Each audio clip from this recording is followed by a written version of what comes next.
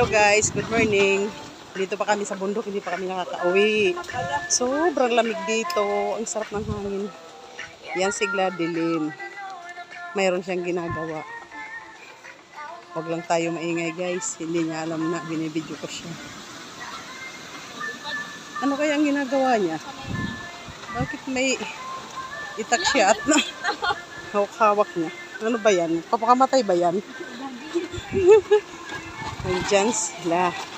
Si Pio, si Jomer. Pamangkin ko yan si Jomer. Anak ng pinsan ko. Andun sila, Kuya Rod at Ate Rebecca. Ano kaya ginagawa ni Kuya? At may dala siyang kaldero. Sana masarap ang niloloto niya. Nagkuha pala siya ng tubig. Andun si Mexica, oh. Pupunta naman si Mexica sa mga alagang manok ni Kuya. Ito ang kubo dito sa bundok. Ang sarap ng hangin, oh. Tingnan niyo guys. Ang sarap ng hangin dito. Para nandito kami sa isang munting paraiso. Yun ang dalawa. Si Ate Rebecca at si Gladilyn. Ano kaya ginagawa nila doon? Nagmamaritisan pa? Hindi. Yung isa, yung Diyosa, oh. Parang Diyosa yan. Magkakapi daw siya. Kasi sobrang lamig. Ay, naku. Ang ganda niya, di ba? Parang dalaga. Yung isa naman napakaseryoso, oh. Tingnan mo. Ano kayang ginagawa niya dyan? Seryosong seryoso to, ah. Vlogger yarn. Sana masarap naman yan para makakain naman ako. Mapapasarap talaga dito ang kain ko. Manipis na, manipis. Manipis yung kilawin yan, pinakamanipis. Gagawin palang kilawin yung puso ng saging. Hindi puso ng tao, ha? Puso ng saging yan. Kapalungaywan Jomer eh. Ganyan lang, tay. Ganto lang Yung kanipis. isa naman, Mer, kape ganito lang siya. daw, Mer, oh. Yung ginagayat mo lang. Tulogin mo na lang yan. Tingnan nyo guys. Parang Yung binabalatan doyan, mo lang. kusa siyang magalaw kasi dahil sa hangin yan. Vlogger yarn. Tingnan mo, napakaganda nito, ah. May dalang kape. Diwata sa sa bundok ng Mount Macabon. Yun nga. Saan kaya yan pupunta? Doon pala sa kabilang mesa. Wow, ang ganda. Buhok niya, gumagalaw. So, ganyan. Nakatilikod lang yan, ha? Maganda na, lalo wag humarap. Yan ang agent namin, si Ate Rebecca Amado.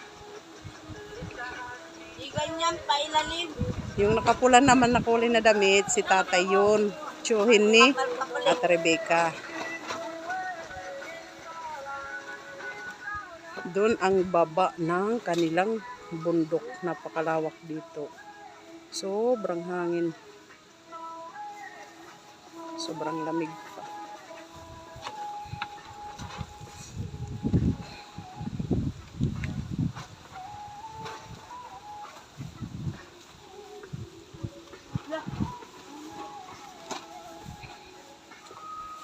Nagugutom siya guys. Ganito, tay. Kumuha ng tinapay at saka kumain na. Yan mo na kay Yung diwata. Nipisan mo masyado, Mer. Ang kapal niyan. Tingnan nyo guys, ang ganda niya.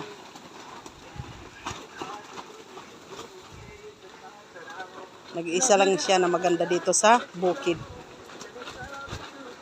Nag-iisa lang siya talaga. Oh, kumakain na ng tinapay.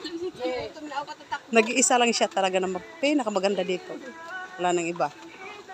Sana all. Nagugutom daw siya. Kape muna. Kumuha ng tinapay. Punta muna ako kay tatay. Ano kaya ginagawa niya dun?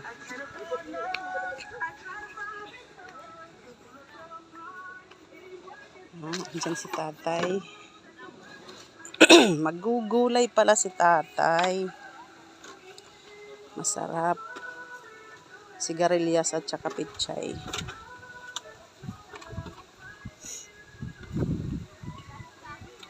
Yun ang isang tray na itlog.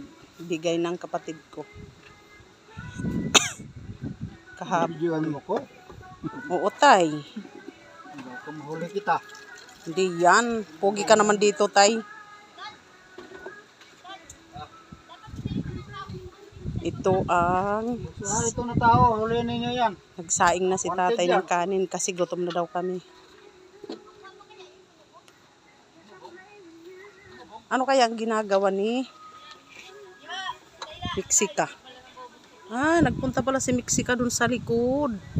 Ano ginagawa niya dun?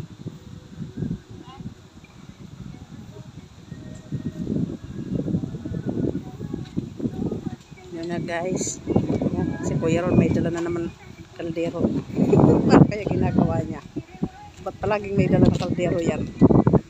Ay, nagsasaing pala siya.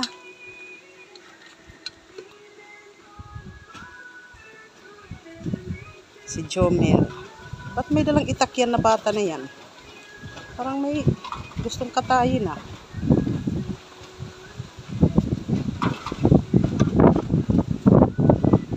Si Mexica nasa ilalim na naman ng tingnan nyo guys.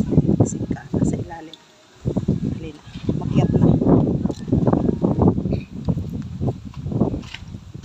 Yan da.